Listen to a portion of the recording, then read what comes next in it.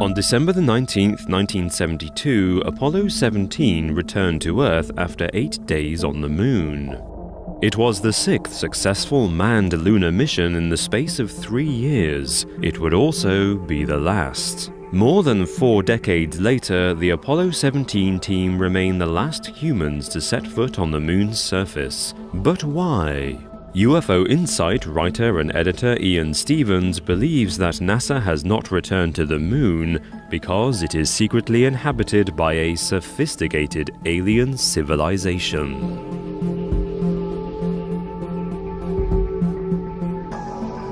According to Ian Stevens, this alien species has colonized the dark side of the Moon. From settlements and rocket bases, they monitor life on Earth.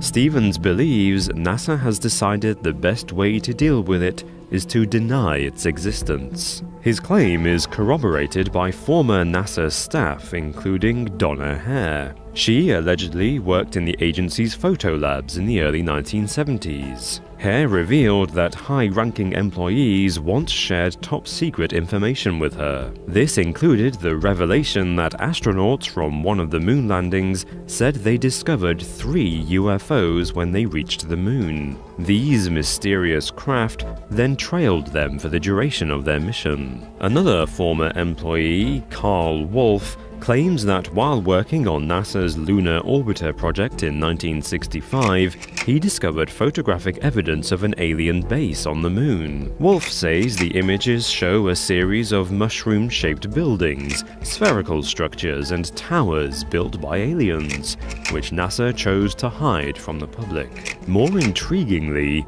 author Maurice Chatelain has published radio transcripts from several of the Apollo missions. These include conversations from the Apollo 11 mission. The transcripts show that as Neil Armstrong became the first man to walk on the Moon, the surrounding craters were lined with observant alien spaceships. When the astronauts informed Mission Control, they were instructed to be silent on the issue so that word would not get out. 2, 1.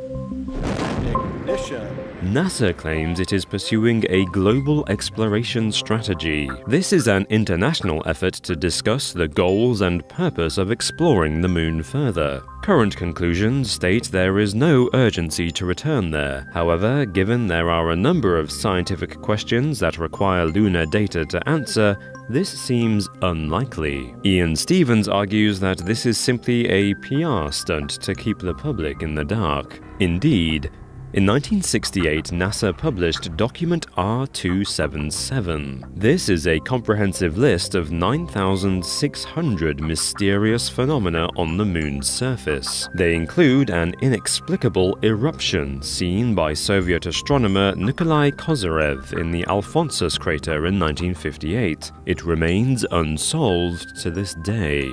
In 1977, George Leonard published photographs which appear to show footprints on the Moon that he claimed were made by aliens. The book also includes photographs of Tycho crater. Leonard says the photos clearly show the crater is actually a construction site and a hiding place for alien machinery.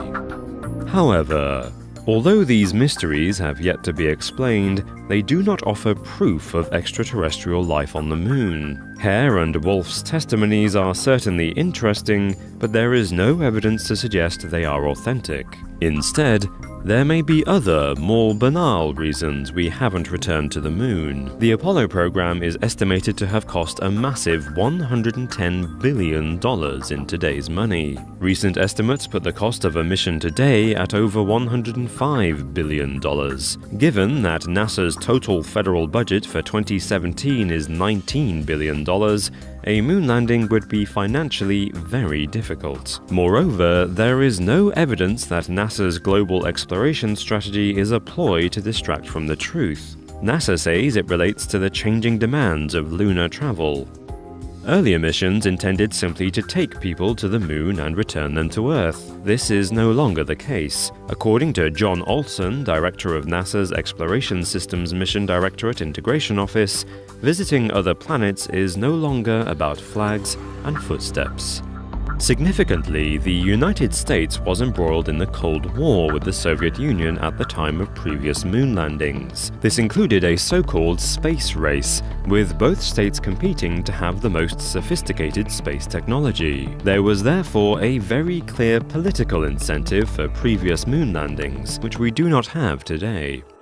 But as tensions escalate between Russia and the US, it is possible this could change. In December 2016, the CIA announced that Russian spies had electronically manipulated the recent American election. This prompted President-elect Donald Trump to issue a tweet directed at Russia, challenging the state to a new arms race. As journalist Sean O'Grady says, "We are facing the possibility of a second Cold War. This could affect the cooperative relationship they have had on projects like the International Space Station. We may be on the brink of another space race, and with it the impetus for NASA to return to the moon." Importantly, NASA has not sidelined lunar exploration. Rather, it has plans that require greater time to see through. At the 2010 Global Lunar Conference, scientists unveiled plans to establish a fully operational base on the moon by 2050. The base will be used as a way station for space travel further afield. There are still several unexplained mysteries on the moon, but these alone are insufficient evidence of extraterrestrial life. It is more likely that for political and financial reasons, NASA has concentrated on deep space exploration with probes since 1972. Recent announcements of a mission to Mars and plans for a lunar base are encouraging, suggesting that man's small steps into our solar system are not ended.